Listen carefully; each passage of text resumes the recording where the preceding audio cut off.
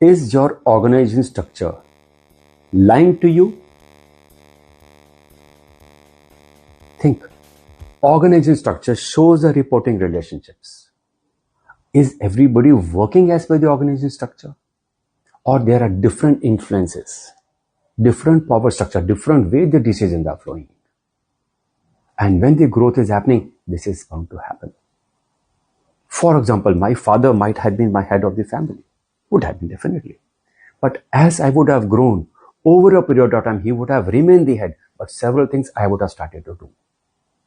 In addition, he would have told me lots of things that these are his learnings, his SOPs, and he would give to me as a caution with trust that whatever is needed, you can change.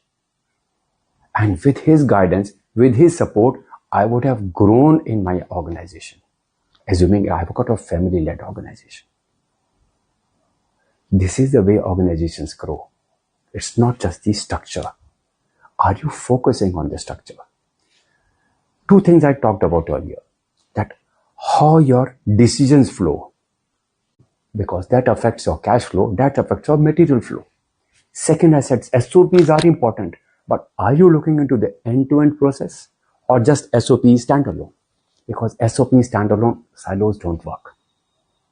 Just like the structure doesn't work, the SOPs in silos do not work.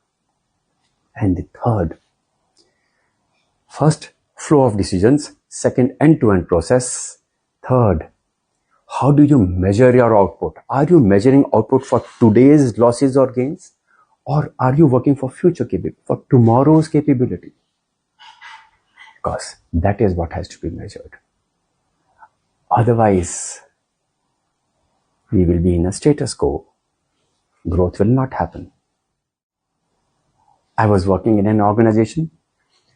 We were doing about 70-80 containers a month of exports. Business was some places, sometimes good, sometimes bad. It could be like an up and down.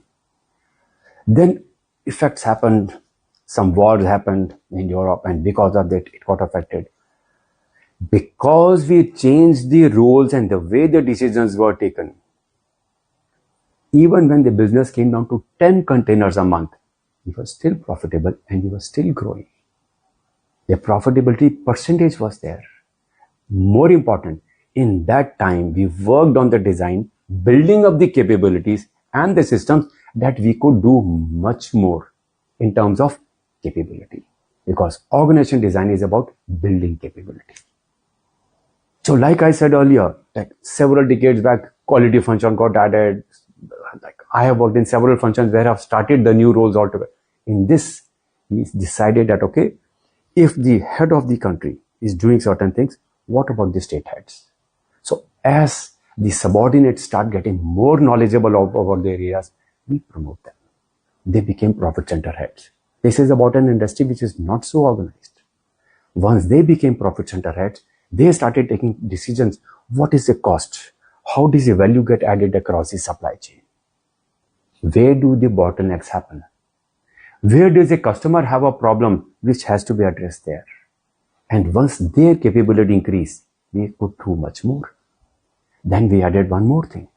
If we are supplying to wholesalers like large containers, what if we supplying to retail in overseas? For that, we had to manage, like suddenly doing 100 containers. How could we have managed with the same supply base? When the design started to change, it all happened. And what next? Now we are working.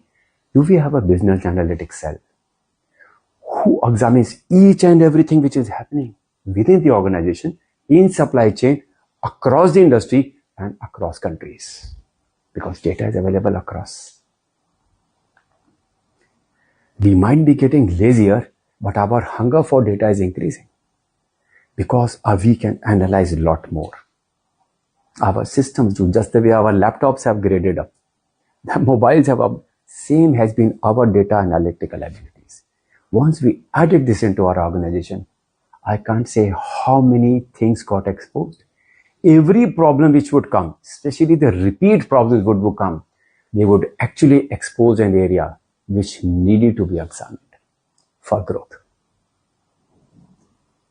So I would actually say, if something is going wrong, don't hide it. Expose it. How are you handling? How across the team you could handle? I'll give an example. In one of the companies, it was a 300 crore setup for replacement automotive parts. Business was growing, it had grown huge. And this supply chain started to have issues in the sense that, of course, supply chain is driven by money. What changed? The person in purchase, he would say that I cannot have anybody pointing finger at me that because the purchase did not happen, our production stalled. The dispatches did not happen. So he would engage with the suppliers, please ensure that this quantity is available. What impact did it have? It had an impact on the cash flow. If in the beginning of the month, I get the requirement for the month, I have to pay 1 month in advance. He staggered it. So in the supply chain planning, across the decision makers, across departments, in the process of procure to pay, we are procuring as per a plan and paying to the supplier. The complete process, how do we manage? We define that, okay, we have to do weekly procurement for every supplier, especially the larger quantity ones and the more frequent ones. And with that, we said, okay, even if you supply, forcing them to be in schedule, if you supply third week's quantity in first week, the third week quantity, you still get paid in third week. Second, the marketing department would give lots of discounts for end of the month purchase so that the sales would go up to cater to the budget. And for that last week, there would be lots of discounts. So our production department would be worried in the sense that the fourth week is such a high production and the first week is low because it is imbalanced. So across the function, the way the order to cash process, the marketing part was doing was affecting our purchase process. So we had to do an alignment. What is this? When all the functional heads are working together, same boxes, but in a certain plan, and then they're all growing together. The suppliers got disciplined, the production got disciplined in the sense, I recognize what you need, they recognize what we need across the supply chain, and we are working accordingly. This is the design. And you know what? The leader in the organization, somebody who can distance himself and see where is that problem starting to occur and see across the process.